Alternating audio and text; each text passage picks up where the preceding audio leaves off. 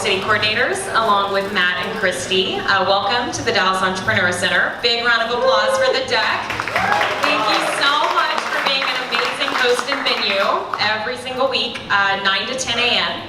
A little bit of background information if you've never been here before. We're an educational program produced by the Kauffman Foundation to educate, engage, connect local entrepreneurs while helping build startups on a grassroots level. We'll have 2 presenters today. They'll have 6 minutes to pitch and then 15-minute Q&A and interactive feedback. So we really encourage you to raise your hand high, join the conversation, and then just provide that feedback. It's very helpful for our community. We do have our video going today, so that'll be ready for our YouTube channel. So be sure to subscribe to our YouTube and our Facebook. We have a newsletter that goes out every Monday. We're trying to stay on top of it and provide all that content for you and for your friends who can't come and make it. But without further ado, we'd like to present our first speaker up on stage. So everyone give a big round of applause. Stand up for Preston from Momentum Technologies. Good morning.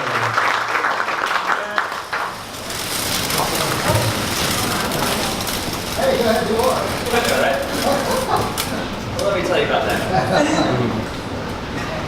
So good morning, everyone. My name is Preston Bryan, and I'm the CEO and founder of Momentum Technologies, a company creating sustainable strategies for the rare metal age. Together with the Department of Energy and the Critical Materials Institute and Oak Ridge National Labs, we are working on one of the most complex problems in the 21st century supply chain. So, many of you are probably wondering what a rare earth element is. Sorry, let me go back on that. So, what do Teslas, Samsung Galaxies, and precision-guided missiles have in common? Yes, well, other than the fact they all have the ability to spontaneously combust at one time or another, they do contain rare earth elements. And this is where I was supposed to get to a minute ago. A lot of you are probably wondering what a rare earth element is. And a rare earth element is one of the 17 unique metals at the bottom of the periodic table that go into just about everything that turns on today. I equate them to yeast in a pizza. Just a dash of them makes the magic come alive in all of our electronics today. The problem with rare earth elements is that China controls about 88% of the market share, the mining, processing, and refining of rare earth elements. So this is a huge problem for the US supply chain, the fact that all of our high-tech industries and militaries need these elements to put in all of our precision-guided missiles, Teslas, and Samsung Galaxies. The other problem with the rare earth element industry is that mining is extremely harmful to the environment. It also costs hundreds of millions of dollars to get a mine up into operation, and it takes years to get an environmental impact study and all of the permits to allow the mines to come into operation. As you can see here on the left side, this is where we're representing that all the thousands of gallons of water, all the sulfuric and hydrochloric acid, and all the solvents and acid that go into the process, and all the harmful toxins that come out on the right side, in the gray. So after we looked at mining, we said, all right, what else can we do to solve this problem? And we looked at recycling. The problem with recycling is that less than 1% of rare earth elements are recycled today because there are inefficient processes in place. So this is an industry that is primed for disruption. The same technology has been around for 50 years. We looked at hydrometallurgy, which has too many chemical solvents and it's very harmful for the environment. We looked at pyrometallurgy, which is too energy intensive, and we looked at solvent extraction. But that in and of itself is too expensive. So at 11 o'clock this morning, I dropped a glass of water on my laptop and I had to throw this slide together this morning. And what I was supposed to show here is that the scientists at Oak Ridge National Laboratory came up with a process called membrane solvent extraction. They went and looked at all the different methods, and finally they looked at solvent extraction and said, how can we make this more efficient? How can we make it cost effective? And what they did was they added a membrane to it, which is not a new technology, but it is new in reference to recycling rare earth elements. They then used a designer extractant, which selectively pulls out the rare earth elements from electronic waste that we put into our process. And with this membrane solvent extraction, we came up with a continuous loop system that is economically efficient and environmentally friendly way to pull out rare earth elements from electronic waste. So after we came up with membrane solvent extraction, we had to decide, okay, there's 17 rare earth elements. Where do we start? They're in just about everything that we use today. And what we came up with was, okay, 50% of the rare $7 billion in sales in the rare earth market is in dysprosium and neodymium. These rare earth elements are mainly in rare earth magnets. There's about 30% neodymium and about 1 to 11% dysprosium. So this was a good place for us to start.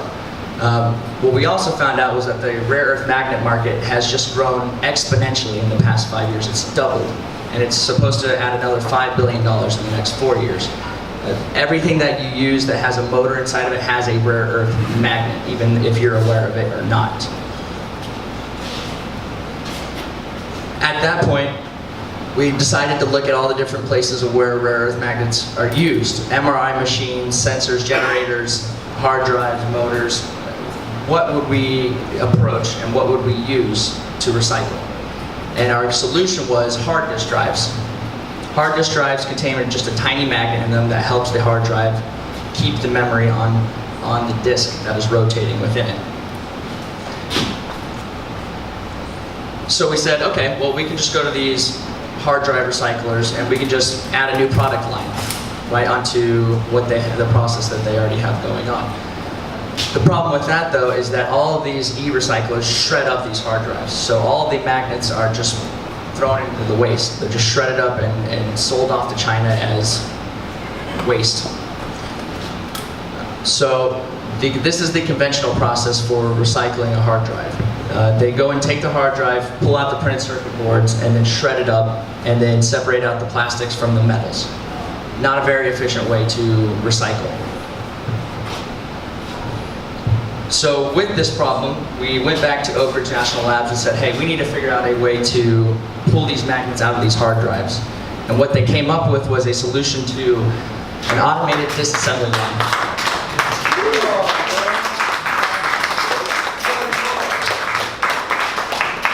Where was my 1 minute? Oh, you're right there. Okay. Never mind. So let's give one more round of applause to Momentum Technologies.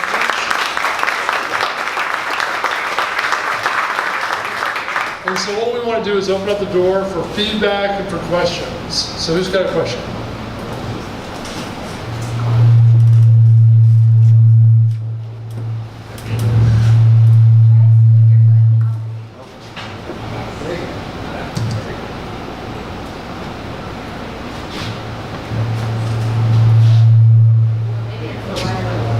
Talked about a magnetic personality. Could you just sum up what you do, what you guys do, and like? Yes. So you asked, can we just sum up what exactly we do? Yeah, like. So in a long story short, we take this automated disassembly line and we punch out the magnets and we take out all the aluminum, the steel, the permalloy, the printed circuit boards which have gold, platinum, and we recycle all of them efficiently. We're able to directly reuse the magnets, directly reuse the aluminum plating that's inside the hard drives. Instead of shredding this stuff up, we can actually recycle it. We can actually recycle this and create a sustainable solution for our rare earth element supply chain and for the recycling of hard disk drives.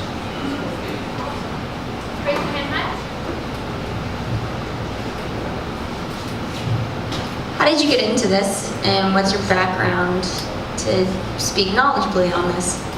That's a very good question. So my background was in oil and gas. When I was in college, my father passed away and I started an oil and gas company. When I did that, I eventually decided, okay, well, I'm kind of bored with oil and gas. Where do I go now? And with my background in growing up in oil and gas and resources, I looked to rare earth elements. I read an article that said, the new oil, the next oil. And that just caught my attention immediately, and I became obsessed with it. So I reinvested all of my profits from my oil company into a company called US Rare Earths. We attempted to take that company public last year. we failed to raise the capital we needed to uplist it to the NASDAQ. So after that, I had to take a step back and say, okay, well, where do we go from here?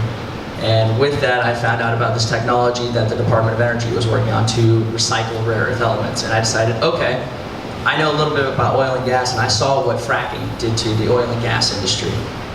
That could potentially be what this could do to rare earth element industry. And that's how I got to where I am today. One more question in the back.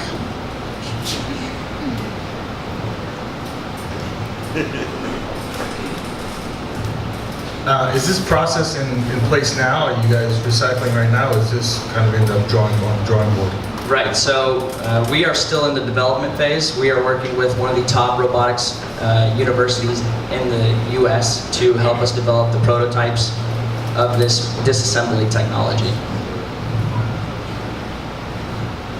Hi, how big do you think this recycling for rare earth metals industry can become? Is this $1 billion industry or is it smaller than that? So the rare earth element industry is a $7 billion industry. But the fascinating thing about rare earth elements, even though it's only $7 billion, it controls trillions of dollars worth of trade because it's in all of our electronic devices. It's just that dash in all of our electronics that makes that magic happen. The Chinese got smart. They said, okay, well, if we invest a few $1 billion in this industry and we control the market, and they ended up controlling 88% of the market, we can control trillions of dollars worth of trade. They actually force companies to move their factories over to China so they can have access to these critical materials. And then the US government finally started paying attention to that a few years ago. And that's why they started creating these technologies. Hey, so what's the revenue model for your business? Is this something where like Apple will buy back iPhones from people and they take out all the rare earth elements and then they reuse them or they resell them off? Is that similar to yours, or could you touch a little on that? Yes, so we originally started with the idea that we had this membrane solvent extraction, and we would be able to go to these e-recyclers and say, all right, we'll take your magnets and we'll recycle them for you. That ended up not being something that we could possibly do because of the way they shred these hard drives. So what our attack plan is now is going to these data centers, and each data center has about each data center has 10 million hard drives in it. There's 73 data centers within just the Dallas location, and about 30% of the hard drive population is being refreshed every year. So you're talking about 40 million hard drives a year that are being destroyed for data security reasons alone. The other interesting part about this business is that data centers will actually pay you $5 a hard drive just to destroy the hard drive and wipe the data off of it. More questions? Feedback?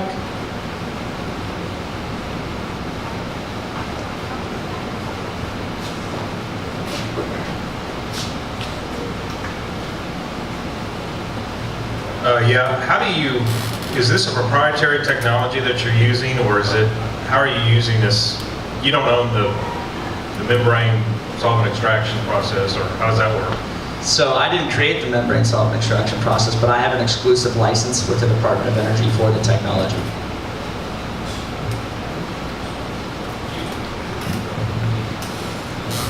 Thank you so much for your presentation. That was really interesting, all new information to me. And so coming from a place of ignorance, what is it that you're looking for from us? Well, first I wanted to inform you guys. I wanted everyone. My goal here today was to inform you of what rare earth elements are, and then I wanted you to understand, become an educated consumer of them. We use all these electronics, and we have no idea where these resources come from. We just go ahead and use them, and then we toss them in our back drawer whenever we're done with an iPhone.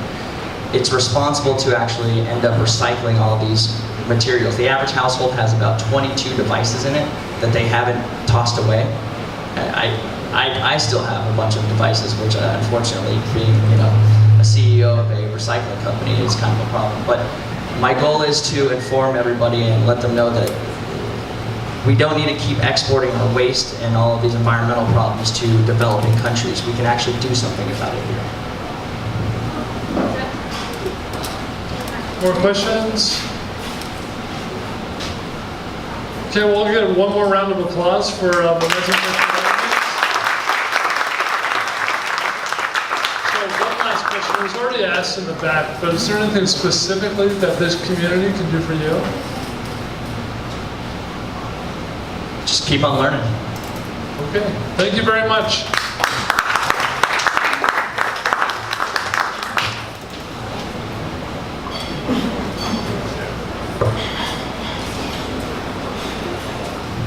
All right, quick reminder before, I'm gonna stay over here, before our next presenter, that we are active on social media. So we did include a little bit of information over here about our presenters for Twitter. We're 1 Million Cups DAO, and then 1MC DAO is our hashtag. So please join us, provide feedback, retweet. We will be on it throughout the entire program. And then in addition to our YouTube and newsletter, we also have a new app.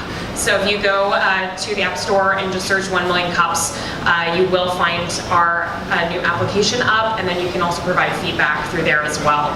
And then we do have a big board over by the elevator, so if you do have any upcoming events, please share them with the community, and we'd love to attend, share it ourselves. That's what we're here for. All right, well, we're getting ready for our next presenter. Please everyone stand up, big round of applause for Sachin from EZLytix.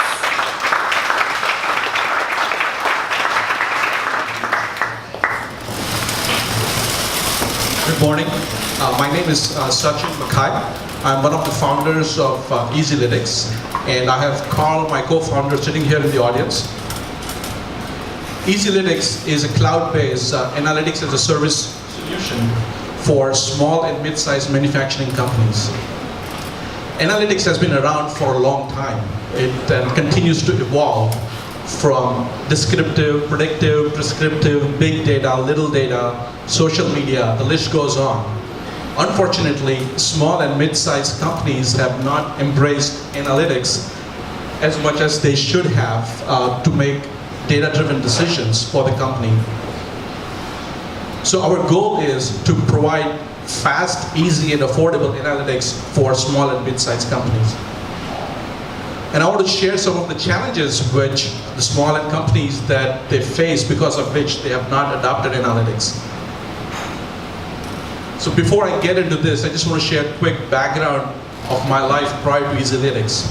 I used to have a consulting company, and we used to implement analytics for large organizations, $1 billion plus in revenue. The typical time frame to implement would be 12 to 14 months.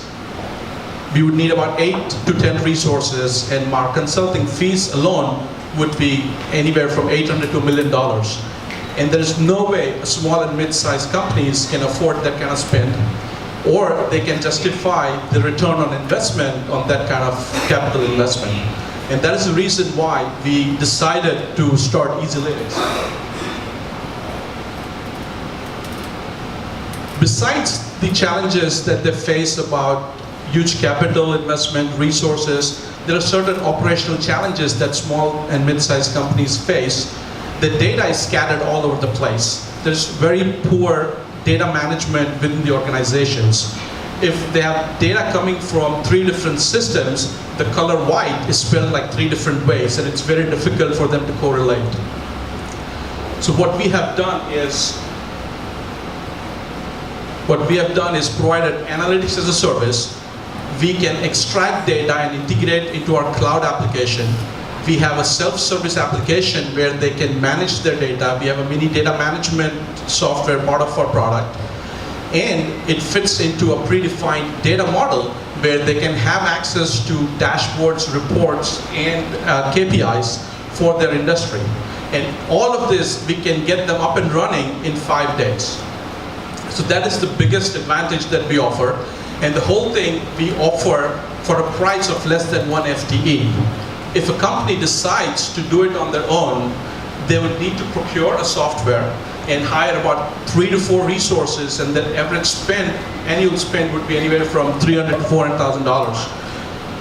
And we want to offer that for a price less than an FTE. During a discovery phase, what we found out that small and mid-sized companies, one of the biggest challenges they have is to manage their margin.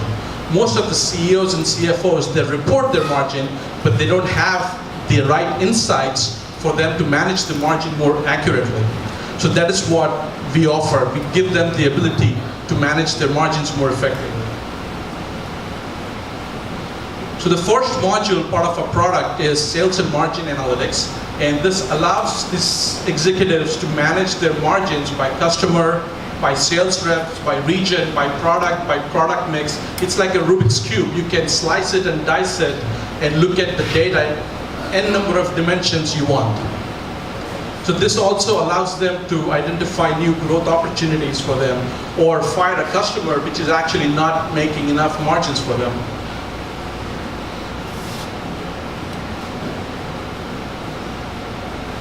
So to summarize, our goal is to offer this in under 5 days, and we are application agnostic, so we can bring in data from, irrespective of what applications you have, we can bring in the data from that application.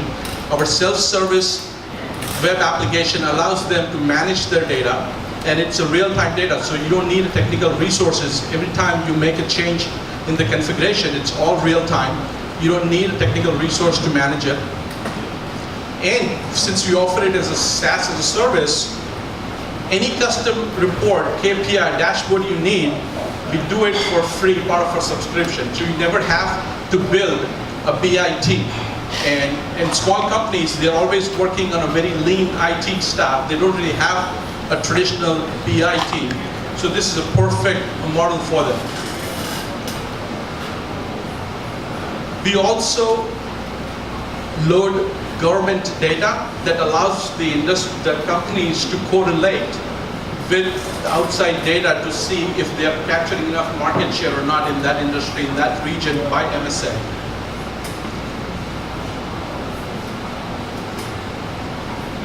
So what we need is we are bootstrapping this right now, and we're going to continue to bootstrap. What we're looking for is early adopters. We have one early adopter where we implemented it last week, and they are in the process of using the tool for another 4 weeks. So for early adopters, we implement it for free. We give it to them for 4 weeks to use, and if they like it, we talk about subscription. If not, we just disable their account. Thank you.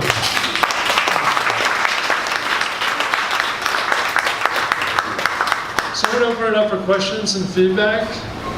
Questions?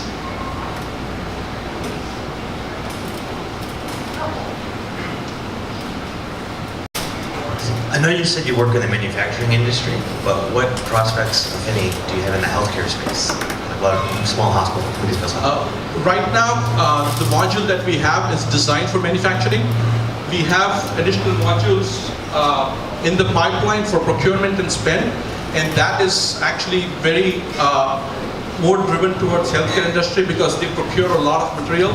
So procurement and spend and financial analytics will be more driven toward healthcare. But the current module is designed for manufacturing only and distribution. Yeah, what kind of platform do you use for this? Two-part question. The first question is about the platform. The second is about the ability to integrate. You said you can take the data from different sources. How do you do that? How do you integrate third parties into your system to get that data? Right. So the platform that we're using is AWS, Amazon Web Services. And we use a lot of the tools available in part of the AWS market space. And for data migration, we use the DMS services. So that is application agnostic as long as you have your data in any of the leading databases. What are the biggest problems and challenges you're facing in your business right now? Right now, it's education. A lot of these smaller companies, the biggest competitor that we have is spreadsheets. And they don't understand that they've outgrown spreadsheets. Spreadsheets is free, but it takes a lot of resources to put an accurate report and a dashboard to build in a spreadsheet. So right now, the biggest challenge we're facing is education. Regarding the types of data or modules you're doing right now, I know you said you're not getting into procurement. Can you give me an example of what you're doing for manufacturing and distribution? I know of a couple companies that are focused on different pieces of that. I'm just trying to understand more of, is there a certain, which area of the small business that you're kind of focused on with either pre-built templates or, what's fitting right now? So based on our experience, we have built about 50 plus reports that you can slice it and dice it in different ways. We take raw data, like the manufacturers, the items, the customers, the invoices. We take the data at the lowest level, so that gives them the ability to drill down to whatever level they want. And we believe in the 80-20 rule. 80% of what we provide is going to be a good fit for them, but anything that they need that is specific to their industry, their size of business, or their style of business, we're going to do it for free. And our goal is to grow by peer sourcing. So something that we deliver for client A, we're going to make a generic version of it and make it available for client B. And we're going to continue to add new reports and dashboards part of it. So since we get SaaS, they don't need to install anything. It will be available to them when we release it, and they can add it to the dashboard if they need it. Do you want to add anything? Yeah, Hello. The biggest thing we're helping these companies, our goal is to increase their profitability. And that's what our entire product is trying to do. If that helps answer your question also. We're shooting at profitability. So to continue on that question then, the team that you've built to take this product into market, 1 million cups isn't exactly your target market for manufacturing distribution clients. So what does your sales process look like? But also, in conjunction with that question, when you put data in front of people who have been using spreadsheets for the entire time that they've been working, how do you educate them on, where those numbers are for profitability, or is that already built into your platform? Well, it is built into our platform. The way the reports and the dashboards and the KPIs that we've designed, it makes it easy for them to spot outliers within their data, within their customer base, within their product mix, because they could be selling product A and B to a customer A, and the similar customer is only buying product A from them, so this kind of helps them spot those outliers, and the salespeople can now focus on selling that product B to that same type of customers. And another question you asked about our sales process, right now we are reaching out to people within our network, and we have partnered with Garland Chamber of Commerce because they have about 350 manufacturing companies in Garland. So they are helping us promoting our product within their manufacturing base. My question is, I'm a data scientist, so I'm kind of trying to understand. There are softwares out there like Jump and all, which are easy to do analytics. So how is your software better than? I'm sorry, which product you referred to? SaaS Jump. SaaS Jump, yeah. So there are, again, SaaS Jump, it's a tool. Like similar to, we have,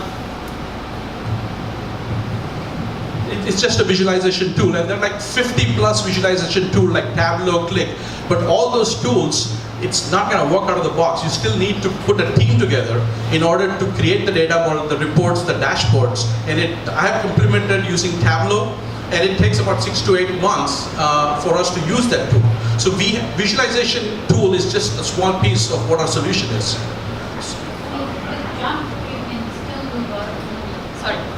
With Jump, you can still do a lot of analytics. So no, but you still have to build your own data model. Right. And you still have to, and there are a lot of challenges in the data. The data is bad.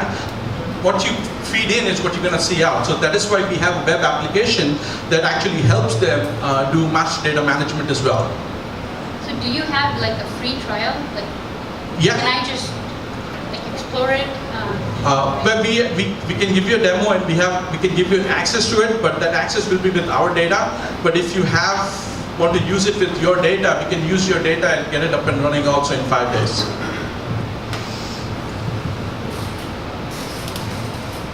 See a hand go up here.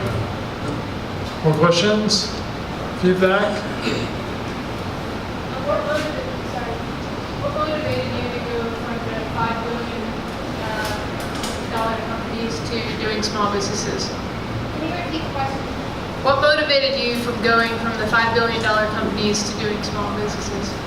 Well, multiple things. One is I'm passionate about analytics, and I wanted to offer analytics to every business users to make data-driven decisions. Second, working for larger companies, the sales cycle was very long. And it involves a lot of travel, and I wanted to avoid travel. I've been traveling for 15 years, Monday through Thursday, and I wanted to cut down on travel. So I decided to build a product company, and this is, since it's a SaaS, it's an annuity-based, subscription-based model.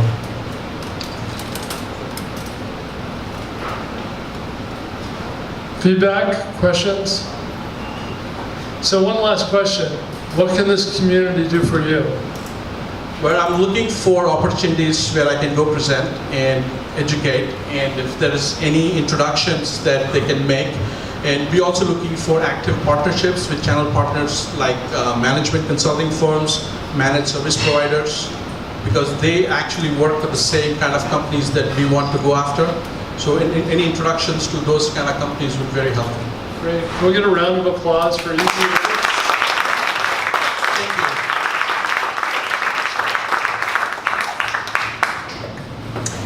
All right, well that wraps up our program today.